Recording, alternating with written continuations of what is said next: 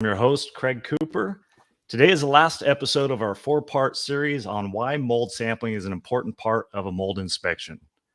Last week, we had a really cool episode on the specifics of qPCR sampling. And, we really learned a lot and shared a lot of great information. And we're hoping to do the same today. We're going to dive into some specifics of some of the different types of samples that we offer. And I am joined again today by my colleagues, Brandon Apple, COO of Mold Inspection Sciences. Thank you, Craig. And Craig. Mr. Mike Marshall. What's going on there, Mike, with your You almost said mustache. Mike Mustache. Mike Mustache Marshall. I was going to say Mario Marshall. Mario. You think that's what it is? I just gotta be honest with you guys. Like, I don't know how you do it, Brandon. Like, even these fake beards and fake mustaches are just, I just can't do it. It takes practice. Yeah. Is that what it is? You got to put some effort in. Well, lots of grooming. I just did it for like the intro, like a little comic relief, but I just can't do it, man. Yeah. I just can't. I got to be me. Yeah. You look good as you. Well, there we go. Goodish, right? Goodish. Yep, goodish. Goodish. Not quite beardish, but goodish. Well, super excited to be here again. Just love doing these with you guys. Super informative. We got a lot of good content today. I'm super, excited about this one specifically because, as you guys know, we sometimes get kind of pigeonholed into, you guys just do mold, but we don't. We're so much more dynamic than that. We have, so many more environmental inspections that we can do and testing that we do offer. That's why I think, this series was just so important, just to kind of let everybody know that, we do all of these different types of samplings. And this one, not that it's any more important than the other, but this one will really accentuate that. So super excited about this episode for that reason. So thanks for having me on. Definitely. For sure. And I like a good story because it kind of reminds me of you do. Yes, you do. If you don't mind, you're good. May I tell a story? Yes. So talking about other types of samples, like you said, we do kind of, molds in the name of the company, so we could very easily get pigeonholed into that, but definitely do some other stuff. Going back over the last couple of years, one really popped out in my head for sure. It was a local person here to me in Colorado, specifically in Boulder. They contacted us. They were, as a lot of our clients are, they're having some health issues. They're trying to find out what might be going on. So brought us out for initially a mold investigation. Through the course of that, though, they also mentioned that their doctor had identified some other issues going on with them. Specifically, they had tested high for arsenic. So we don't hear that one very often. So that one, that kind of sunk into my brain. But through the course of the initial investigation, we found some issues going on, nothing too crazy in regards to mold or moisture, anything like that. But we started, really digging in deeper with them. And going back to the arsenic, it was suggested, hey, what if we test the water for that? So that was step one, which we did, pulled some water samples, which, we'll go into a little more detail on water samples in a bit, but these were very specific to arsenic. And honestly, didn't find anything there. Just kind of continuing the discussion and digging deeper, peeling the layers back. One of the next most common, places you'll find arsenic, believe it or not, is in soil. So we started looking at soil and actually did some soil samples on their property and discovered levels of arsenic, but believe it or not, they were actually below the EPA's permissible exposure level. But again, looking at the situation for what it was, let's start looking at where we tested it. Believe it or not, these individuals had a horse arena on their property. And if you've ever been in a horse arena, it's this really nice plush dirt that the horses trot through, and they send up little plumes of dust here and there. Mm-hmm. So if you can imagine, even though it was low, or let's say, lower than the permissible exposure level in that soil, these people were exposed to probably more than, hey, it's just the natural soil out buried underneath the grass and things like that. So that ended up being what we were able to associate their health conditions with. I should say their doctor associated, because again, we're not doctors, right? But it was helping everybody, connect the dots and find out what was really going on. So that one was a really cool scenario for us, for sure. Interesting. Arsenic in the soil. Yeah. It's a good story. And it kind of just accentuates like kind of what we've been saying in these past 3 episodes of, we're there to uncover the root cause of whatever's happening with you. Now, if we walk in and you already know that you have a mold issue or you see mold or something like that, then we can kind of start there. But like I said in the mold issue, if we don't, you're having some kind of health issues, that's not where we're going to stop. We're not going to stop just because we didn't find something that is going to give us some answers. It's going to tell us that that's not the cause, but we're going to continue down the path. We're going to get you to that solution. We're going to figure out what that is, and there's so many other ways to get there. But that's a perfect example. Yeah, definitely. Absolutely. Well, we're talking about water samples, and let's talk a little bit more, Brandon, about kind of where when is it common for us to collect those samples? When are they requested? Kind of talk to us a little bit about when we normally do that testing. Yeah, for sure. And like I said, in this past scenario, we were being very specific to the arsenic, but we offer a much wider panel. And when is it probably most common would be in real estate transactions. You're purchasing a house, you want to know the condition of everything, including the water. When would I say it's most important is definitely if somebody's on well water, as opposed to city water, but we'll jump into that a little bit too. You can have a problem in either environment, but when you're dealing with well water, aside from the pipes and the plumbing systems, you're also subject to what might be soaking into those soils and things like that. So really important in well water. And correct me if I'm wrong, Craig, but out in Portland where you're at, it's a requirement if you're on well water to have it tested during a transaction. Is that correct? It is. It's certainly for like FHA loans. They do require it. I think a lot of lenders are requiring it. Now it's definitely commonplace, within the real estate industry to have that done. What I find oftentimes, which is kind of interesting, is usually the seller provides that, and interesting. The seller collects the samples and has it analyzed, and so there's we always are real big on chain of custody and making sure that the samples are collected by an independent third party. It's not the case in the well water testing, at least here in Oregon.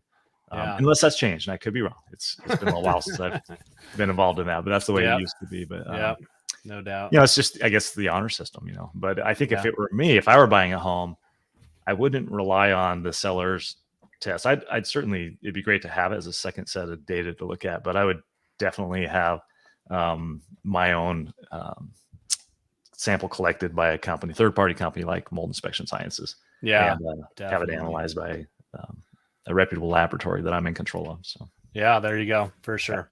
Cool. Yeah, like I said, that's a super common scenario, but also just aside from well water, even if you're on city water, there's a lot that can happen in those scenarios as well. Some of the things it tests for when we do the standard sample is heavy metals, things like lead. We all know lead's super important. That can lead to, especially in children, some really detrimental health effects. And believe it or not, plumbing systems used to be in essence soldered. I know that's not the correct term, but they used to be forged together with forms of metal, forms of lead. So that's a common place to find it in older homes. Also test for iron and manganese. So those are really important things. Also starts to look at water quality issues, things like the pH in the water, the alkalinity, turbidity is another big one as well. That's like the clarity of the water. And then also start to look at bacteria, type issues that might be impacting water. Some of the more common, human related ones are the scary terms E. coli and total coliforms. Those are related to, sewage related items that can potentially contaminate freshwater systems. Also, looking more at kind of general agriculture type situations. Again, maybe that well water situation is that we test for nitrates and nitrites, which come from potentially fertilizers, where do those track back to is animal waste in a lot of cases. So when we talk about things we don't want in our water, what's probably number one is going to be human or animal waste. So really good things to keep in mind when it comes to, testing your water systems. So that's a really common one that we like to offer. I actually worked with a client the other day who mentioned, and it was a rural property, definitely farmland all around. And one of the things we were doing a mold assessment, but she did mention that she had some issues with her well. This was a rental house, and they were sick, and they had some stomach issues too. And come to find out, they did some testing on the well, and it was a shared well. And there was an area just above on the property, just above the well, a little ways away, but pretty close, that they would accumulate all the byproducts of the animals.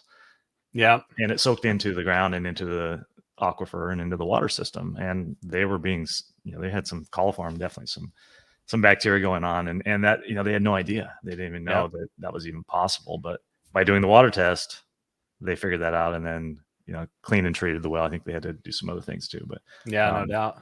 But just a good example of how we never know what's in our water.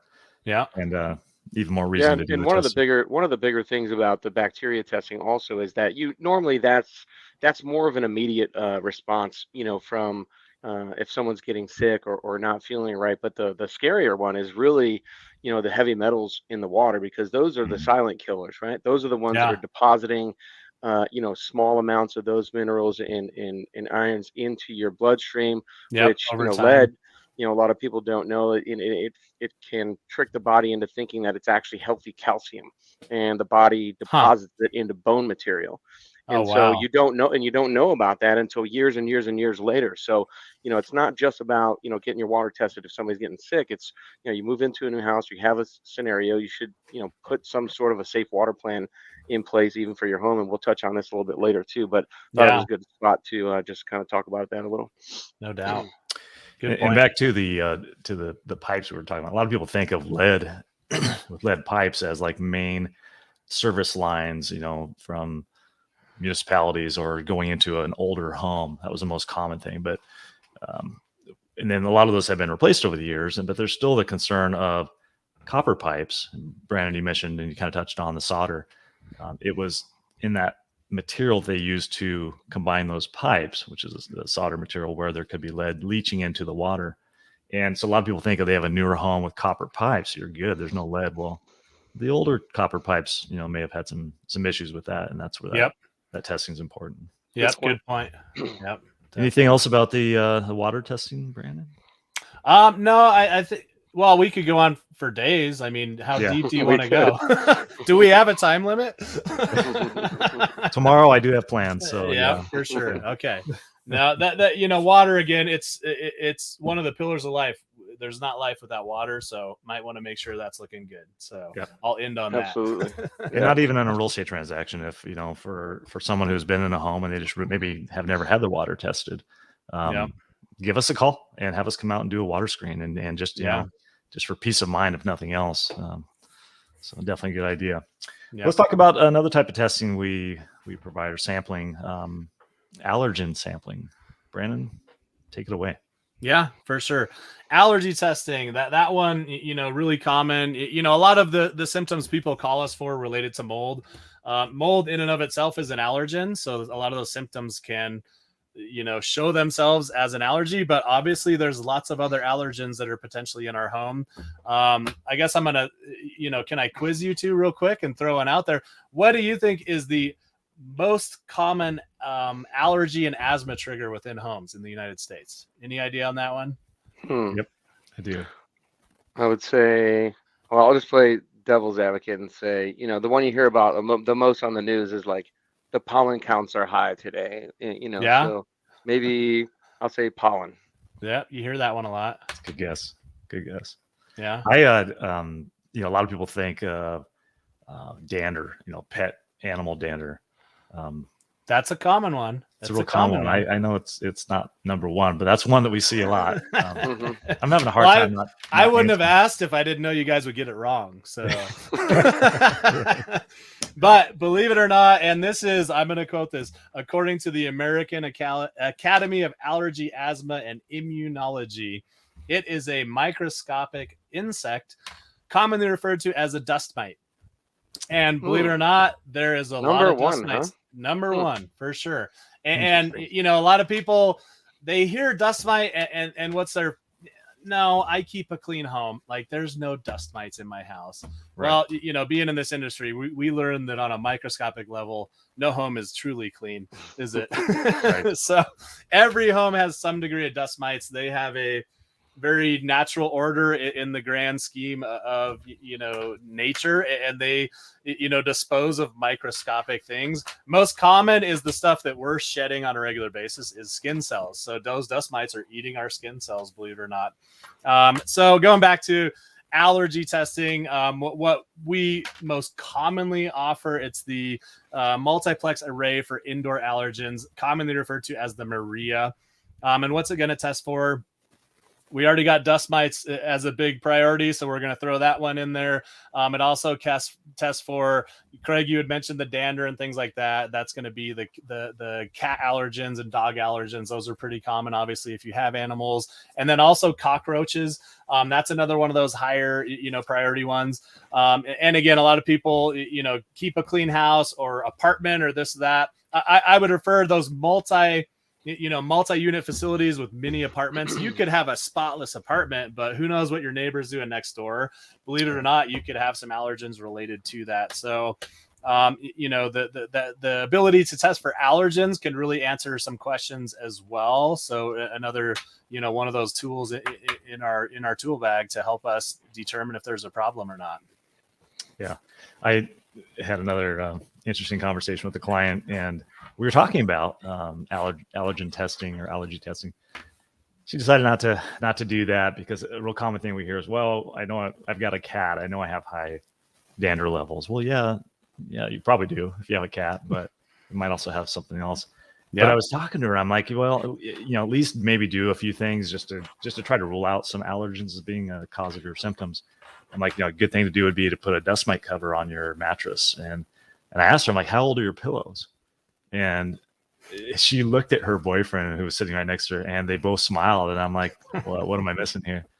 And he goes, her pillow is like from when she was like 6 years old.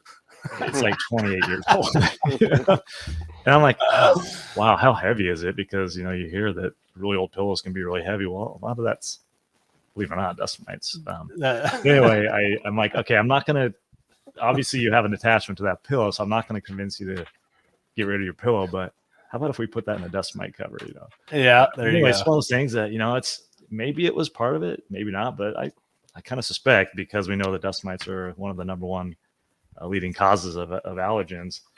I think that gal, it'd be interesting to follow up with her and see if how she feels after she's not. That's one of those where you say, I'm not telling you what to do. I'm just telling you what I would do. Right. Exactly. If I were you, I'd get rid of the pillow. Well, I learn something new every day. So I just wrote a note that I'm going to replace all my pillows here shortly. Yeah. I heard that a long time ago, and it was like 25% of the weight of the pillow is for older pillows is dust mites. I have no idea if that's accurate, but it sounds like a scary number to me. So I always throw that out there. Yeah. But if your pillow is more than it, and honestly, my pillow is probably like 4 years old, so I shouldn't be preaching. We're probably all going to go replace our pillows now. Yeah. I think 25% of the weight of my wife's pillow is lavender. Lavender on there every really?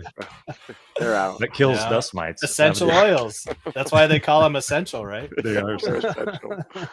That's funny. Yeah. All right. Well, let's move on to the next one. Bacteria sampling. Yeah. Fun, exciting topic. Yeah, we get into all the fun stuff here, don't we? Oh, we do. It's funny when we get a new employee in and they start to realize half the stuff we talk about and do, and it's like, yeah, you're gonna learn a lot of gross stuff as we go along. So right. Bacteria, it's another one of those things we're exposed to it every day. We'll never get away from it, but we want to know, is it the bad stuff, the good stuff, and or is it a bad situation? So definitely really common, form of testing is bacteria sampling. Where is it most common? It's definitely related to sewage losses. The reality of it is we all have sewage pipes running through our houses. They're connected to our toilets, to our tubs, to the bottoms of our sinks, things like that. And it's not uncommon for some of them to break at a certain time. So if plumbing was done incorrectly, some, altering event happened and there's some sort of a loss related to that, it can start to become a concern. Hey, do we not only have a water issue here and or a mold issue, do we also have a bacterial issue? Right. So those are really helpful to identify, do we have bacteria? If so, potentially what types? Also really common in a clearance scenario. So, hey, we know we had a sewage loss, also referred to as a black water loss, which makes sense if you think about it. But, really common to have a remediation contractor come in and clean and sanitize that area. And we want to be able to verify, was that done properly? In those scenarios, often we'll do kind of the simpler version of the test. And what that's doing is just testing for the presence or absence of the two most common bacteria related to sewage, which is E. coli and total coliforms. But that can be expanded upon, though, and we do what's called a quantitray sewage screen, which tests for additional bacteria. It does test for the E. coli as well as the total coliforms. Starts to give concentrations of those. Also tests for enterococcus. That consists of over 18 different species of bacteria related to the intestines and things like that. So we can definitely do a broader scan of that if the situation warrants it. So again, one of those another sample that really helps us, depending on the situation, determine the extent of things, and or again, going back to that clearance, hey, we had a problem and we're all good to go, everything's clean, let's put this area back together and get these people back on with their lives. So really helpful. Yeah, that's great. So Mike, you guys, we touched on lead, and I'd like you to kind of go a little deeper in on that, talk about that a little bit more. But asbestos, you guys do some asbestos testing in Texas, whereas some other markets do not. Actually, we do quite a bit of asbestos testing down here. And, I'm sure that our listeners, everybody has kind of heard of asbestos and some of the dangers. If you've ever been up at 2:00 in the morning, there's always some attorney asking you if you might have been exposed to it. And you could be have mesothelioma is one of the dangers. But a lot of people don't know what it is. They just hear this word asbestos and they're just like, oh, it's bad, but they don't really know what it is. And people will probably be surprised to hear that asbestos itself is actually a naturally occurring mineral, in the earth. And probably a long time ago, someone found out by happenstance that the fibrous materials that asbestos is made up of is heat resistant. So the wheels start spinning. And you're like, oh wow, this is heat resistant.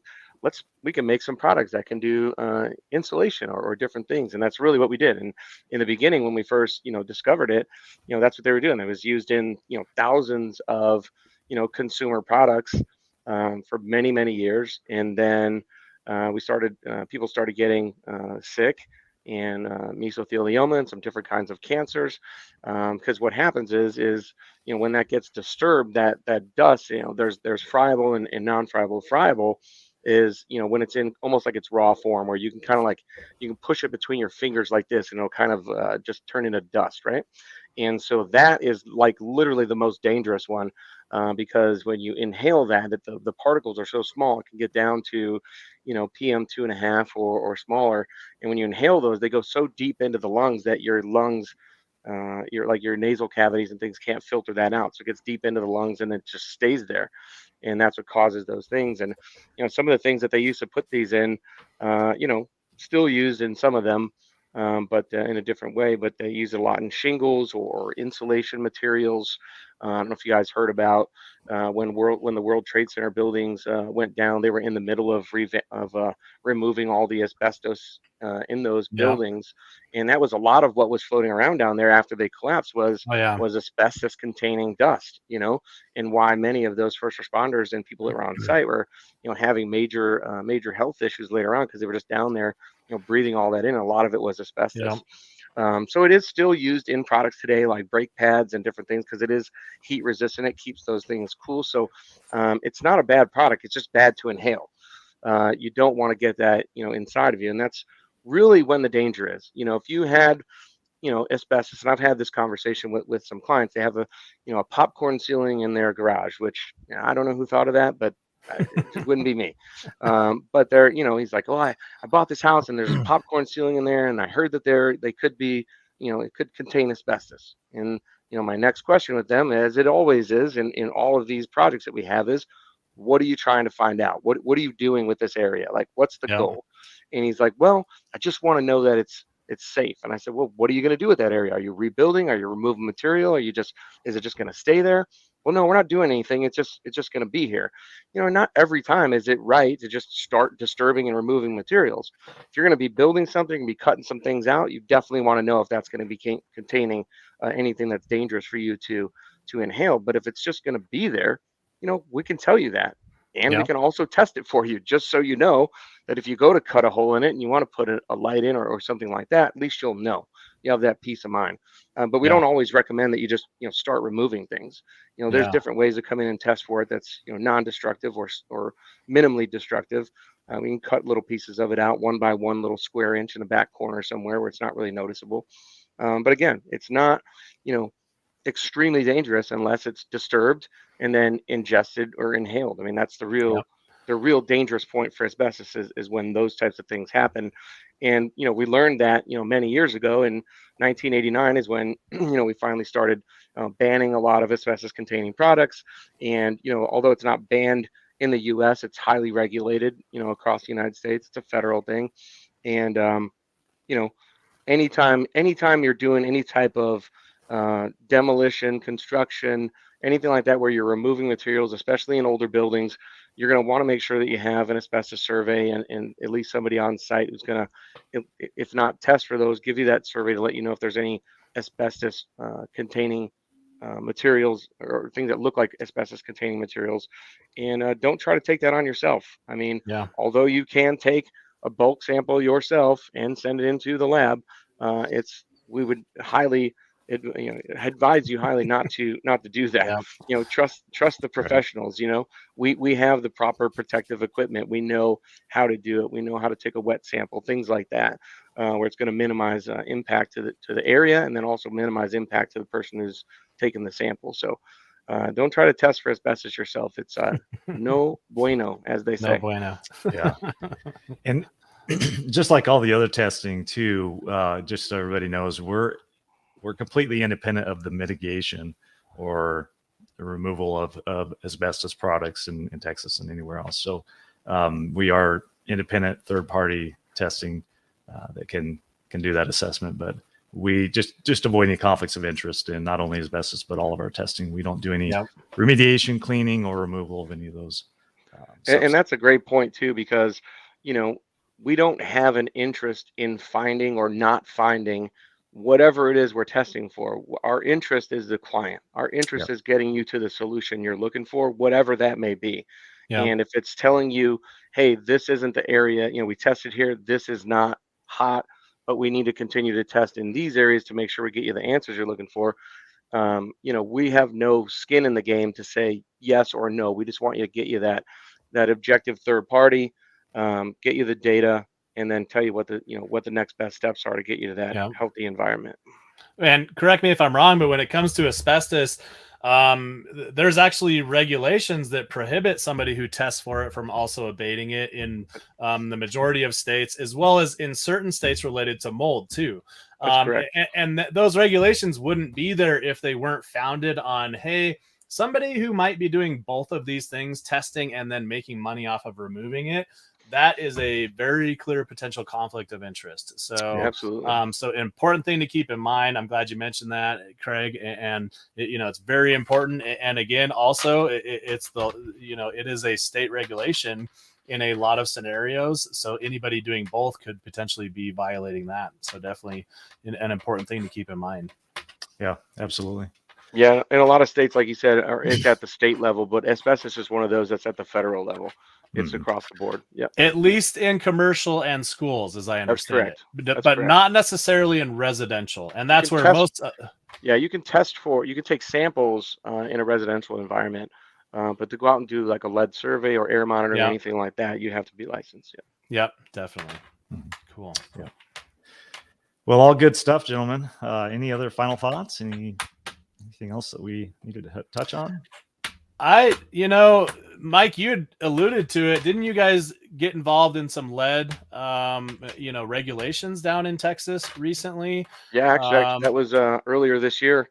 we were contacted by a state representative, Senator Gervin Hawkins, who we had worked alongside when we were doing some of the mold regulation work down here. And she reached out to me to ask me if we would come and support her lead in school water bill.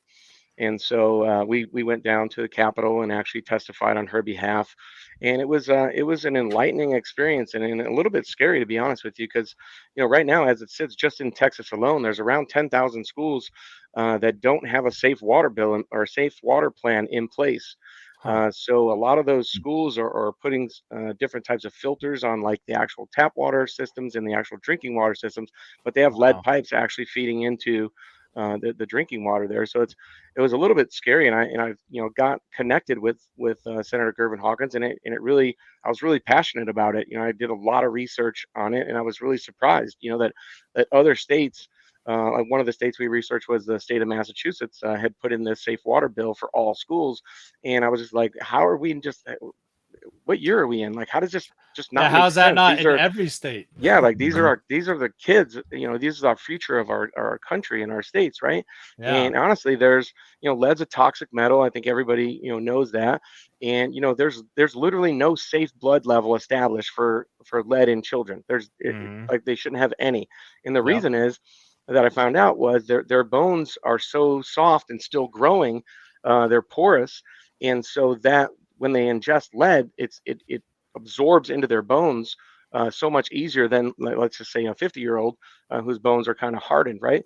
And it, like I said before, it substitutes in the body for healthy calcium, and it's carried through the bloodstream, it deposits in the bones, and it stays there. Yeah. Now, some lead can be excreted by the body through the waste process, right?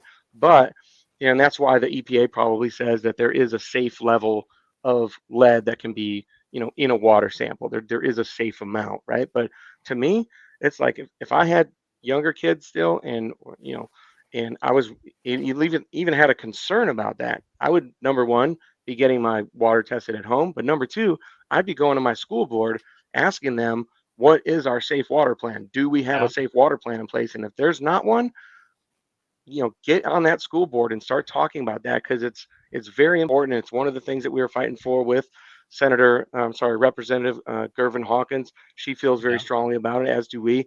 But it's something that not a lot of people know about. It gets brushed under the carpet. Nobody wants to talk about it. Nobody really knows. You just kind of assume when you send your kids to school that it's going to be safe drinking water. That's what Yeah. you assume, and a lot of people just don't know. So I'd encourage people to ask those questions. Yeah. Definitely. Really good advice, Mike. Yeah, good For information. sure. I tell you, I think that may, boy, I think that may raise a lot of alarm bells with a lot of parents in every state. Like you Yeah. said, Brandon, why is this not talked about, and why is it not? Why aren't Yeah. there those plans in place? And how many of these schools have the older pipes that just haven't been updated? Yeah. There's got to be Absolutely. a ton. So Yeah. Yeah. For I sure. mean, good just think, information. almost 10,000 in Texas that we identified, not us, but 10,000. through the bill, Yeah. almost 10,000 just in Texas. So if I know we're a fairly large state, but just take the percentage of that, multiply it across 50 states there, and a significant amount of kids being exposed potentially. Yeah. No doubt. Wow, Real issues for sure. definitely. Well, Brandon, Mike, this has been a pleasure. I tell you, it's been fun. We've had a really informative, especially this last 4-part series Well, on. Grant, well, it Yeah. looks like we just had a question come in on my Oh, we had a Facebook question. page. Yeah. Yeah. Oh, look at that. Cody Marshall made the podcast. Uh, so what happens with these questions, if for everybody listening, is if it comes in on my Facebook page or Brandon's or someone or a company Facebook page, it'll come up as a question. I'm not the one that asked the question. I don't know who asked it. I'll have to go back on there and see. But is there a safe level of lead in water? Well, the EPA establishes one, yes. I would say that would, I don't know for sure. Brandon, maybe you can chime in here, but I would think that Yeah. would be for adults. But there is no safe level of lead in children's blood. Yep. So in how it's ingested is either through ingesting it, which it can be in paint in older homes or through the drinking water. So one of those two ways. So I think there's probably two answers to that. I'll answer the children's side. Brandon, Yeah. The take technical adult side. Yeah. Yep. Which I'm not promoting any lead in anybody's water. But if we look at the EPA standard, it's 0.015 micrograms per liter. But again, I'm going to definitely side with Mike on it. You don't want any of it, So Yeah. that would be like asking these days, what is the safe level of cigarette smoke in your house with children present? We all know better nowadays. Yeah. So it should be 0. So, but yeah, there are a lot of standards set for this, and they are basic guidelines. And it's the reality that we cannot rid our environment of all these contaminants, but we better try hard and do everything we can and just work towards that for sure. So, For sure. Yeah. Good point. Well, it looks like my my Facebook questionnaire you're page is blowing up right now. So in my city's annual water report, if my city's annual water report is clean, is my home safe? Yeah, I hear this one a lot. Yeah. The city's required to test their reservoirs or holding tanks or this or that and provide that data to everybody. And you will hear it, intermittently. Hey, I heard it just in our sister town, real close to me in northern Colorado here recently. They had surpassed the safe levels for a certain type of bacteria. It was a bacteria bloom, and they had told people to, kind of lay back in the tap water. But to answer that question is no. Even if they're testing safe at the holding facility, there's a lot of pipe between that facility and your tap water. Not only is there the city pipes, the municipality pipes and all that are controlled by them, then you actually hit your, your house pipes. And, depending on when that house was built, the types of pipes that were used, going back to, the lead in the pipes and things like that. To simply answer the question is absolutely not.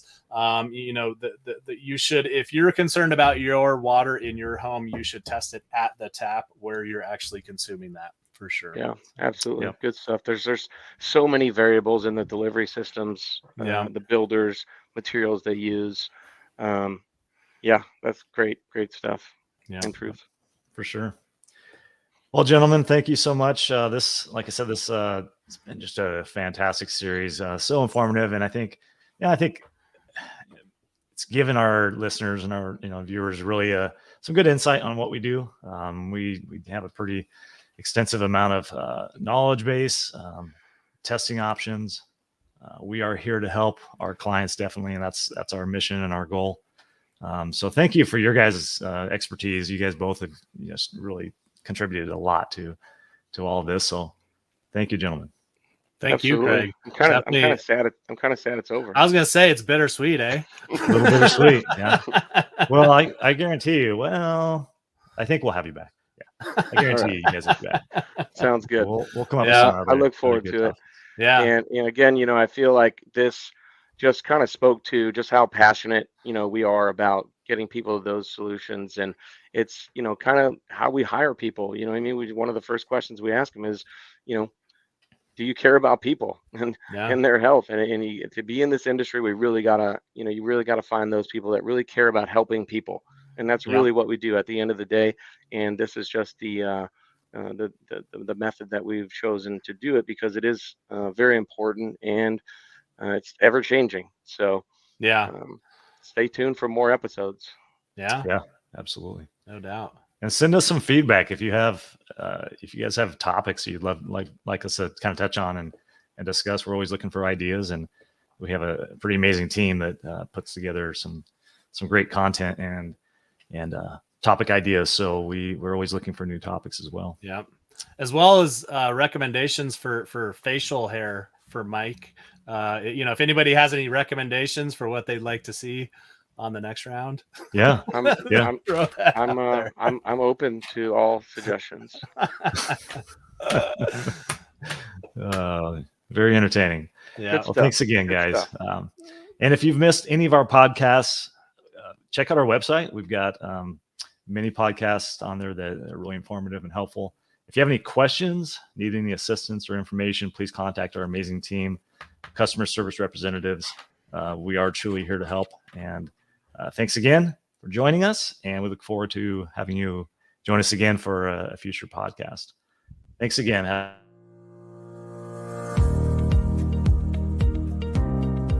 Thank you for joining me today for this episode of the Secret Life of Mold podcast.